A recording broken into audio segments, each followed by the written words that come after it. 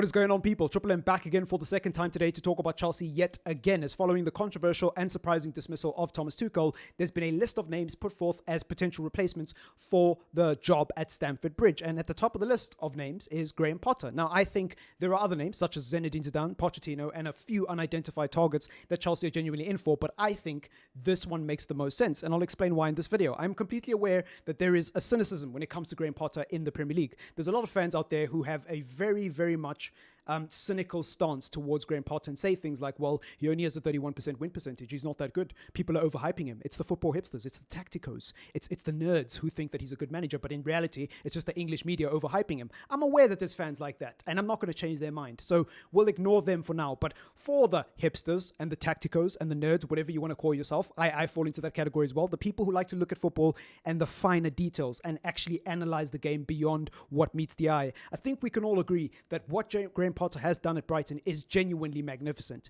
It's remarkable, genuinely speaking, not just finishing ninth in the table, but the fact that they average 15 crosses per game, the fact that they create more chances than the average team in the Premier League, the fact that they're a team that plays a palatable style of football despite having a serious lack of resources, a serious lack of investment compared to their other counterparts in the mid-table. It's genuinely impressive. And not only that, by the way, also his adaptability. The fact that we've had, 6 games in the Premier League so far, and he's already played 2 different formations. And by the way, this is not new. He did this last season and the season prior as well. He plays a 4-4-2 and he plays a back 5. Yes, the back 5 is the one he uses the most, but he's capable. Against Leeds, they played a 4-4-2. Here it is on screen. This is how they lined up against Leeds. Now, obviously, the shape changes when they're on the ball versus when they're off the ball. But the point is, he's able to play with the back 4, and then he's able to switch it up and play with the back 5 in the very next game, which makes Brighton a very unpredictable team. And that's part of the reason why they've been so successful under Graham Potter, and they've been able to get so many upsets.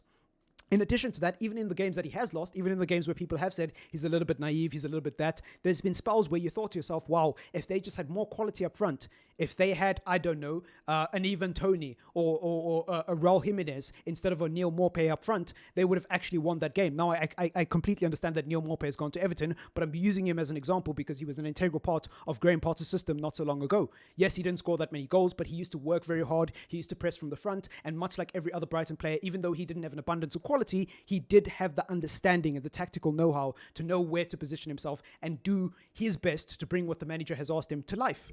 And that's important. That's really, really important. And that's in part due to the player's attitude, of course, but it's also in part due to Graham Potter's excellent man management. His man management is next level. The fact that he's able to get players with lesser quality to develop as footballers and be able to play in versatile roles is pretty impressive. For example, Trossard is somebody who's capable of playing in multiple positions at a very decent level for Brighton. And that's important considering they lost Marc Cucurella. Now you've got Trossard who's capable of playing in the left wing-back position, and he ain't the only one. Graham Potter has this innate ability to go through periods of injury and crisis at Brighton and say, I am going to play this player in this position, and I'm going to give them time to learn this role, and I'm going to help them to cultivate all the tools they need to be good enough in that position. Not many managers can do that.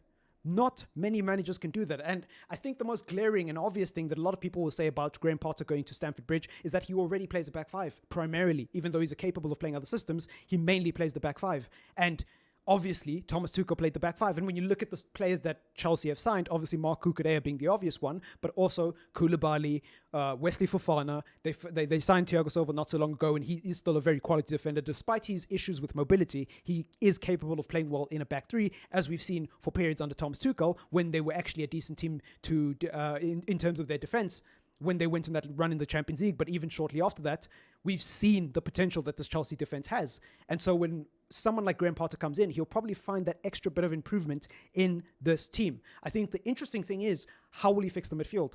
How will he fix the attack? Will we see Raheem Sterling play as a left wing back? Will we see Kai Havertz play as a wing back? Because Graham Potter, as much as he's a football genius, he is a bit of an enigma in the sense that he does things like that. And they often work out. He does crazy things where he takes an attacking player and converts them into a wing back. And you're thinking to yourself, Graham, what are you doing? But it works out, because he gets the 3 points at the end of the day, and that's all that matters. So it'll be very interesting. I think this is the football experiment that the world needs to see. And by the way, I'm not one of these people that's acting like it's a foregone conclusion that Graham Potter is a top 6 manager because of his style of play and because of all of these things I've mentioned in this video.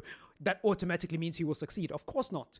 He is everything that Chelsea don't usually go for in a manager. He hasn't won trophies. He doesn't have an illustrious CV. He's not somebody who's already at a high-profile club and looking for that step up. He would be a very big risk for Chelsea, but I think it's a risk worth taking. I think it's a risk that would really change this perception under the Todd Boehly era that there is no plan. After this morning, a lot of people are saying Todd Boehly doesn't know what the hell he's doing. It reeks of desperation. Thomas Tuchel was sacked for non-footballing reasons. He can change that perception in a heartbeat by hiring Graham Potter and restructuring the club from top to bottom, bringing in a director of football who will actually work along Graham Potter and build a long-term team for long-term success.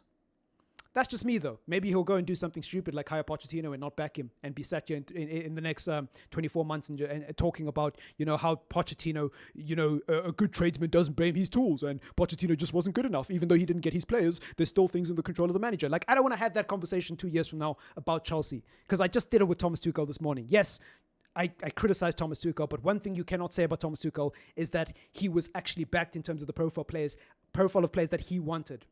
I don't believe Thomas Tuchel wanted Romelu Lukaku. I don't believe Thomas Tuchel, in his heart of hearts, genuinely, 100%, without a fiber of doubt in his being, wanted Raheem Sterling and Wesley Fofana. I just don't buy it. I genuinely don't buy it. You think he actually wanted Koulibaly and Connor Cody?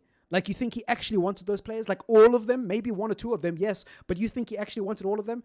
I don't buy it. I think there's been a lot of decisions taken at Chelsea, even in the Abramovich era, that have nothing to do with the manager and what the manager wants. And if we see that pattern continue under Graham Potter, it might not end well. Now, Graham Potter has a reputation of getting the best out of lesser players, but he's not a magician. He's not going to win a Champions League with Chelsea with a team that's not his. That's just not going to happen. What happened under Thomas Tuchel is an anomaly. It's a very freak incident. And I don't think Chelsea will be able to replicate that with Graham Potter. I just want to be clear.